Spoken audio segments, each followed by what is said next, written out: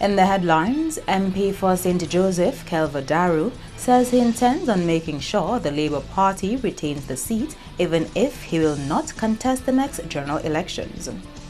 The role of telecommunications and ICT in disaster management and risk reduction, the focus of a two-day consultation starting here on Tuesday. And head of the Dominica Council on Aging skeptical about medical marijuana. I am Andrea Louis with the Channel 5 News, back with the details after this. Get ready to open the best gifts with Flow this Christmas. Sign up for a new broadband or TV service with free installation, or sign up for a broadband and TV bundle and get 40% off broadband for the first 2 months. Plus, get a chance to win a 55-inch smart TV, 1 year or 6 months of free service. Enjoy big-time entertainment and big speeds this Christmas with Flow. Terms and conditions apply. Visit discoverflow.co for more.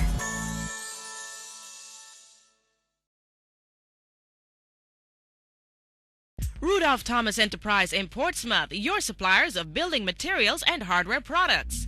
Over 20 years experience in the business. Rudolph Thomas has lumber and plywood, galvanized and fenced pipe.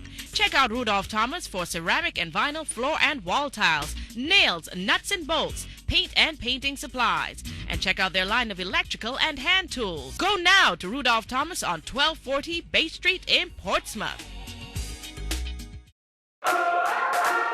Imagine you have Hollywood at your command.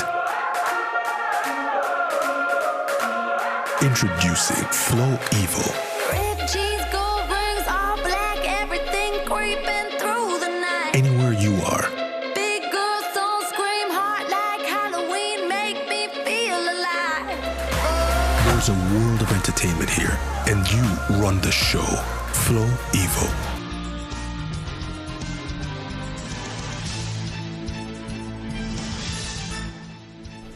Thank you for staying with us. First up, Member of Parliament for St. Joseph, Honorable Kelva Daru, addressed the local media on Monday on his decision not to contest the next general elections as a candidate. Daru has served the people of St. Joseph as MP for the last 9 years. Here is part of his statement made on Monday. I have taken a personal decision to not contest the next general election as a candidate. And that decision has been solely based on my personal decision to really take the opportunity and to use the opportunity to further myself both both within my personal life and also my educational life. It was not an easy decision for me because of the love and the commitment that I have for my people, particularly the people of the St. Joseph constituency. But I believe at this time it is the right decision for me.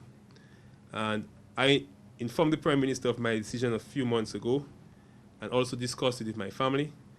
And I took the opportunity a few weeks ago to inform my constituency branch of my decision.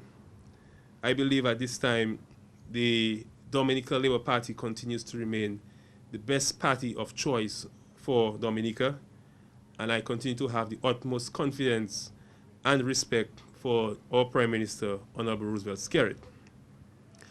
I want to thank the Almighty Father for giving me the opportunity over the last 9 years, going on 10 years, for being the Member of Parliament for St. Joseph and providing me with the wisdom and the knowledge and the health to effect my job to the best of my ability. I also want to thank my family for giving me the opportunity and for having me be part of the electoral process, because family support is very important in electoral politics. I also want to thank my entire constituency, the residents of St. Joseph, of Layu, of Miro, of Bells, for the tremendous support over the last few years, because without them, I would not have gotten the opportunity to serve. And for me, having served my people and serving my people is something that I take very seriously. It's a job that I take with a lot of commitment towards the people and dedication. And for that support over the many years that I have served, I really want to thank my constituents for that. Of course, I will be here until the elections is called to serve out my entire term and to continue to support the Dominican Labour Party. And whoever the candidate who replaces me to represent the Dominican Labour Party in the constituency, I will be championing the cause of that individual and that candidate to ensure that the St. Joseph constituency can be retained by the Dominican Labour Party at the next general elections, whenever that is called. In other top stories, head of the Dominica Council on Aging admits she remains cautious about legalizing cannabis for medical purposes. After years of debate on the issue, the country seemed to be more receptive towards the idea when the first national consultation on decriminalizing cannabis for medical purposes was held last month. President of the Dominica Council on Aging, Gloria Shillingford, says her observations of marijuana's impact on the youth make her doubtful about using the plant. If you say to me that marijuana is going to be benefit to mankind, who am I to say no? If the scientific facts are there, all well and good, so be it. But I have seen a lot that marijuana has done in the destruction also of young people. So I still think it is a gateway. I understand because I was at the consultation, and we were told that it is not a gateway. I have not read enough about it, but what I see around me and about me is that many young persons who used marijuana, they use it as a gateway to go on to stronger drugs, particularly cocaine, and I see it to destroy them. According to information being shared about medical uses of cannabis, it can be beneficial to those suffering chronic pain, such as the aged and elderly. Shillingford says, despite this, she believes the country must be cautious in moving forward with the decriminalizing of cannabis for medical purposes. I have also understood that it is beneficial and there is medicinal use, and it is beneficial. For that, I would say let's go for it. But then who decides in what amounts that you use it? Who decides who grows it? Who decides how, who gets a license for it? And all of those things I know must be considered before we can just say legalize it. Nonetheless, though, I must say that whatever we do, even we as elderly would benefit from it. Whatever we do, we need to protect the young people who are the future of our country and the future of the world, in fact. In other developments, Dr. Sam Christian to undergo significant surgery at Lamina Hospital in Martinique Monday night. Dr. Christian was rushed to Princess Margaret Hospital Saturday following an accident which left him nursing serious internal injuries. Channel 5 News understands Dr. Christian suffered a fractured pelvis among other injuries. Dr. Sam, a former U.S. Army surgeon, was airlifted from the Canefield Airport Sunday evening. MP for Roseau South Joshua Francis was among those by Dr. Christian's side during his hospitalization on Saturday evening. Earlier this year, Dr. Christian was launched in the Soufrière constituency as the UWP's candidate to contest the upcoming general election. A very concerned Dr. Dale Dangleben posted this voice note prior to Dr. Christian's evacuation to Martinique on Sunday. Dr. Dangleben is a trauma surgeon based in the United States. The issue here is stability in a pelvic injury like this is pretty much unattainable, and they have to understand that. I have been speaking from a distance, but I know what I'm talking about, okay? And opening his belly last night for the fluid around the liver also was not the brightest idea. You cannot stabilize a guy with an open book pelvic fracture without bringing that pelvis back together in some way, shape, or form, okay? Whether it's with an occlusive device or whether it's with a sheet, you cannot obtain stability because he's bleeding into that space. So when we talk about stability as I know it, they need to move him even if they have to add medication to keep his pressure up. They got to take the risk of getting him out of Dominica. That is my concern. Okay? The issue is not about bleeding into the belly. The issue is the pelvic injury. And just by my discussions with a few people, I don't think they understand the concept of this open book fracture. I am very concerned. And honestly, guys, I do not want to hear about stability, even if they can get his pressure to 80 and keep the fluids going in and keep the blood going in and keep some medication to keep his pressure up. We need to get Sam out of Dominica. Dominica do not have the means to deal with a basic fracture, much less an open book pelvis. In police news now, 32-year-old Chauvin LaRoque of Salisbury has been charged in connection with a homicide at Riverbank on Friday. The victim is Mark Anthony Michael Aline, also known as Sayer, an adult male of Kingsville. Reports say the deceased had an altercation with two male individuals. Aline was struck with bottles, and in running away, he was hit at the back of his head by one of the individuals with a length of lumber. He fell to the ground in an unconscious state. Aline was transported to the Accident and Emergency Department of the Princess Margaret Hospital. National Security Minister Reuben Blackmore has condemned what he calls an act of aggression. In tourism matters, 4 months after the official announcement of Ross University's withdrawal from Dominica, the hospitality sector in Portsmouth is still struggling to get back on its feet. That's according to Chairman of the Portsmouth Hospitality Association, Ashton Revere. On the morning of Friday, 3rd August, Prime Minister Skerritt announced to the nation that Ross University will no longer be operating in the country. That same afternoon, a press conference was held in Barbados to announce that Ross University will be based there. Otherwise, we have had a lot of discussion among the membership. Chief among them has been the implications of the pullout of Ross University. Although we are trying to move on from that, it's just the adjustment period has been challenging for, I guess, most landlords.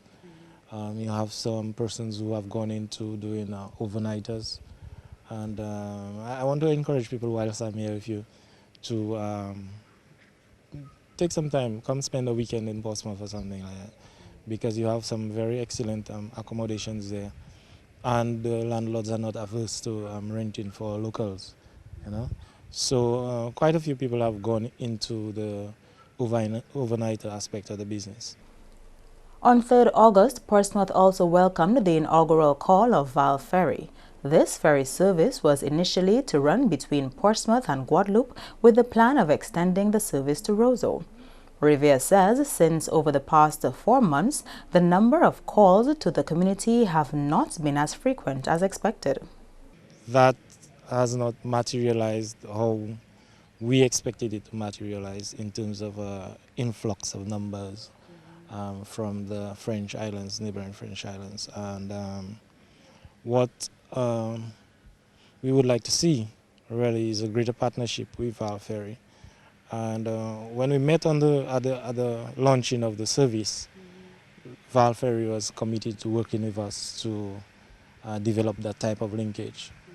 I must say we have reached out to Discover Dominica Authority to partner with us, to work with us to try to develop that partnership. Revere believes a product needs to be developed around Portsmouth's tourism to attract more visitors through Val Ferry.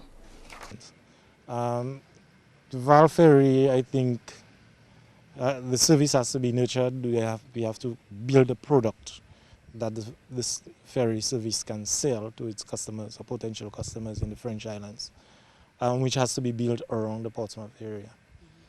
We have had several discussions on that at our executive and membership levels, but nothing has materialized as yet. The executive of the association has, as I said, had discussions with Discover Dominica Authority and Dominica Port Authority to try to lobby even on behalf of Val Ferry to see if we could really get the service established with better facilities at the cruise ship berth. You are watching the Channel 5 News. Stay tuned for more after the break. Get ready to open the best gifts with Flow this Christmas. Sign up for a new broadband or TV service with free installation, or sign up for a broadband and TV bundle and get 40% off broadband for the first 2 months. Plus, get a chance to win a 55-inch smart TV, 1 year or 6 months of free service. Enjoy big-time entertainment and big speeds this Christmas with Flow. Terms and conditions apply. Visit discoverflow.co for more.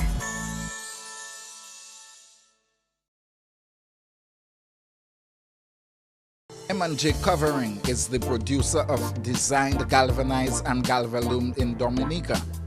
They design to your specifications, color and length, 4 styles of galvanized and galvalume pre-painted roofing sheets as requested, and supply all your galvalume accessories. M&J Covering helps you control spending and reduce waste. At M&J Covering, they are also equipped to build your roof to precise standards anywhere on island. So come to M&J Covering at 1 Mile in Portsmouth or call 445-5001 275-5003 today. Imagine you have Hollywood at your command. Introducing Flow Evo. Red jeans, gold rings, all black, everything creeping through the night. Anywhere you are, Big girls don't scream hard like Halloween, make me feel alive. there's a world of entertainment here, and you run the show. Flow Evo.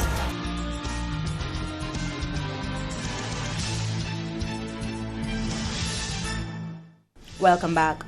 A 2-day consultation opens here on Tuesday, looking at the role of telecommunications and ICTs in disaster management and risk reduction. The 2-day conference is organized jointly by the Ministry of Telecommunications and the International Telecommunications Union, ITU. Minister for Information, Telecommunication and Technology, Honorable Kelva Daru, says this conference is critical in light of the impact of Hurricane Maria on Dominica's telecoms sector. He says Hurricane Maria cost that sector in excess of $128 million. The conference is expected to inform government's plan to remedy the hiccups identified in the telecom sector following Hurricane Maria. I believe that this conference is timely and to provide all of the stakeholders the opportunity to ensure that we can be better prepared to deal with disaster risk management and risk reduction, particularly as relates to that telecommunications and ICT sector. We have, in fact, partnered with a number of also regional and international agencies for that conference, to include the Clinton Foundation, CDMA, the ITU, as I said previously, and also a number of officials, both from the service providers here and in the region, Digicel and Flow. Tuesday morning's opening ceremony is scheduled for 9 o'clock at the Goodwill Parish Hall. In other telecoms news, Mr. Daru says change is coming in terms of the ECTEL Treaty and number portability. The Telecommunication Act of 2000, as it is now, does not meet up to the challenges and the evolution that has taken place within the telecommunications sector. Thus, the need for the amendments to be made to that treaty. I can report that all the prime ministers of the ECTEL member states, they have already signed on to allow for the process to move forward, and after much consultation, the treaty amendments will go into the respective parliaments in the various jurisdictions in the first quarter of 2019. Once it have gone through the parliaments and been approved, then the amendments will take effect. And one of the changes that will be taking place in that amendment is to ensure that the service providers, they continue to allow for open entry markets and competition in the various jurisdictions, as well as to change some of the language within the treaty to allow it to fit in the times that we now are living in. So these are some of the major changes that will take place within that treaty. Additionally, we are also moving ahead with the number portability, which deals specifically with consumers having to keep their same numbers even if they change service providers. So if you change from Flow to Digicel or Digicel to Flow, your number will remain the same. And we have decided to move ahead with the soft launch of that on Monday, the 17th of December, and thereafter the official launch and the effect of that will take place on Monday, the 14th of January, 2019. And interim coordinator of the National HIV/AIDS Response Program, Lester Guy, is expressing disappointment in the low turnout at the main event to raise awareness on HIV and AIDS. Walks from Canefield and Point Michelle, both culminating in Roseau, were held on Saturday, December 1st, recognized as World AIDS Day. Guy says despite the small numbers, he is confident that the message to break the stigma and discrimination will be spread. Today, I expected a lot more walkers and participants, but nonetheless, as I keep saying, it's not about quantity, it's about quality, and the persons who have come out to walk, these are people that I have interacted with on many occasions, and I think they are the people who are still very much committed to what we are attempting to do right now as it relates to dealing with stigma and discrimination across Dominica. So I'm really happy for the persons who turned out. I'm really thankful for the bikers and the cyclists who took their time off and they joined us. And I think it's something that we can continue doing. And I'm looking forward to doing it again, to be completely honest, because I think it's an initiative that the more you bombard people with this type of information, the better response you will get from them and people will understand what you're trying to bring across to them. Guy vowed that the National HIV/AIDS Response Program will continue on its communication strategy to end the stigma attached to HIV and AIDS. What I'm expecting actually is that persons who have been here today, when we're calling out for them, that they make themselves available as we look forward to continue doing the work that we've been doing in relation to our behavioral change, communication, education. So when we have other activities, when I know Carnival is just around the bend, we are going to be out there giving information, doing our condom demonstrations and stuff with people. So we're expecting people to turn out and to lend their support. I will be focusing a lot on breaking the mold of stigma and discrimination. So it's just a drop in the bucket to get people more sensitized and more aware, and then we can move forward with it. Local entertainer Tasha P. also lent her support towards eliminating the stigma surrounding HIV and AIDS. This illness does not define you. Always remember that there is a God with a greater purpose for you. So let Him lead and you follow. Stay positive and continue to take better care of yourselves. Do not allow this illness to destroy you. Love yourself and support each other. To everybody listening, again, I am Tasha P. and I support the cause. Stamp out stigma and discrimination. Be a friend. Know your status. And let God do the rest. World AIDS Day was recognized under the theme, Know Your Status.